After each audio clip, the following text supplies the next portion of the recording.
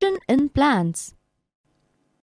Learning about other modes of nutrition in plants. Other modes of nutrition in plants.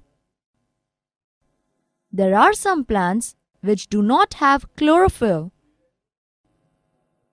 They cannot synthesize their food. How do they survive? And from where do they derive nutrition? Like humans and animals, such plants depend on the food produced by other plants. They use the heterotrophic mode of nutrition.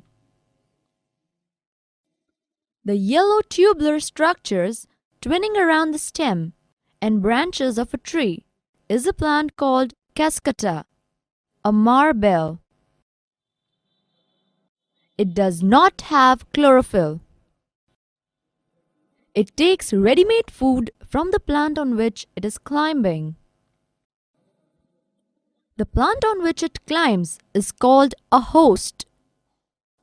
Since it deprives the host of valuable nutrients, it is called a parasite. Have you seen or heard of plants that can eat animals? There are a few plants which can trap insects and digest them. It is not amazing. Such plants may be green or of some other color. The pitcher-like structure is the modified part of the leaf. The apex of the leaf forms a lid which can open and close the mouth of the pitcher. Inside the pitcher, there are hairs which are directed downwards. When an insect lands in the pitcher, the lid closes and the trapped insect gets entangled into the hair. The insect is digested by the digestive juices secreted in the pitcher. Such insect-eating plants are called insectivorous plants. Saprotrophs. You might have seen packets of mushrooms sold in vegetable market.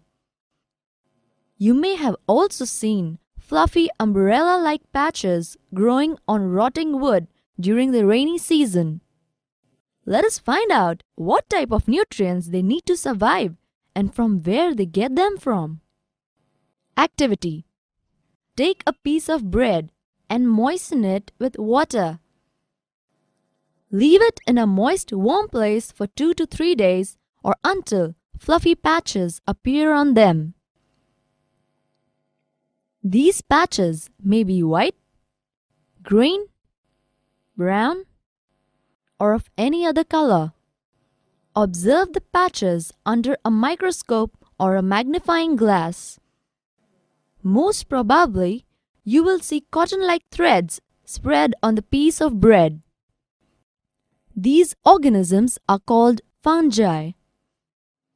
They have a different mode of nutrition.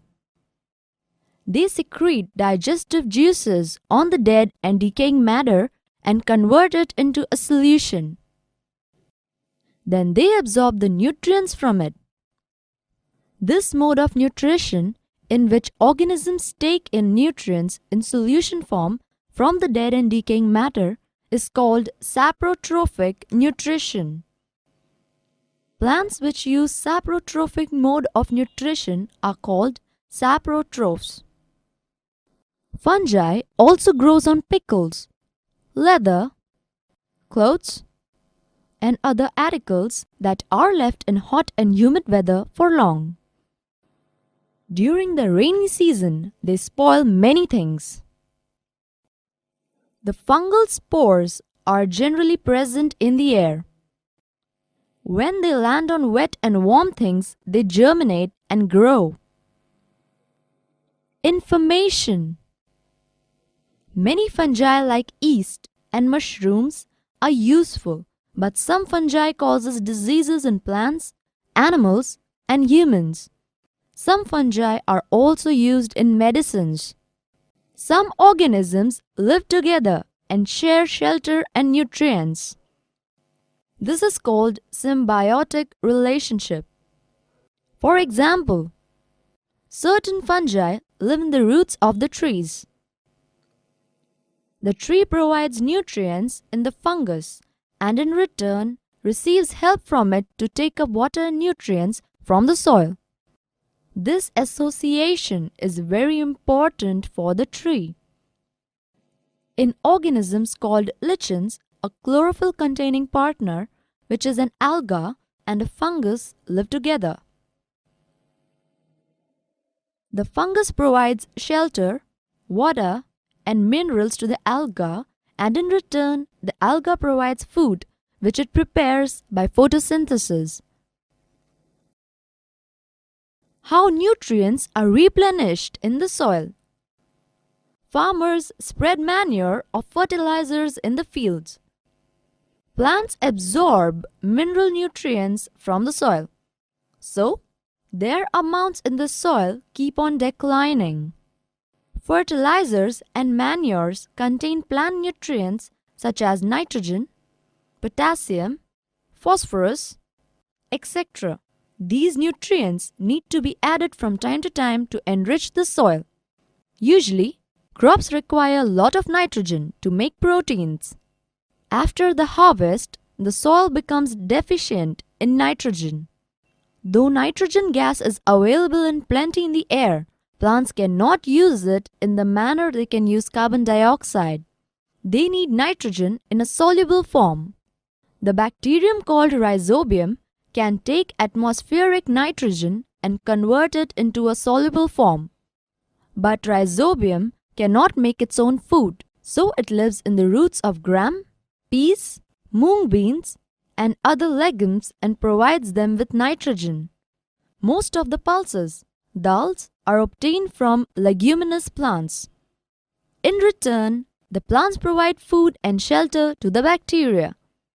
They have a symbiotic relationship. This association is of great significance for the farmers. They do not need to add nitrogen fertilizer to the soil in which leguminous plants are grown. In this chapter, you learn that most of the plants are autotrophs.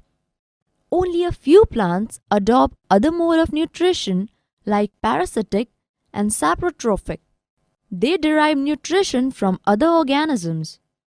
All animals are categorized as heterotrophs since they depend on plants and other animals for food.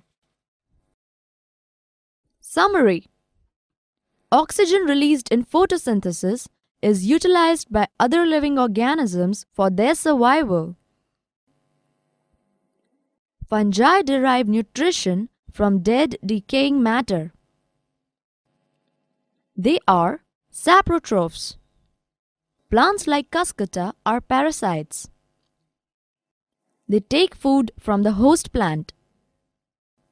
A few plants and all animals are dependent on others for their nutrition and are called heterotrophs.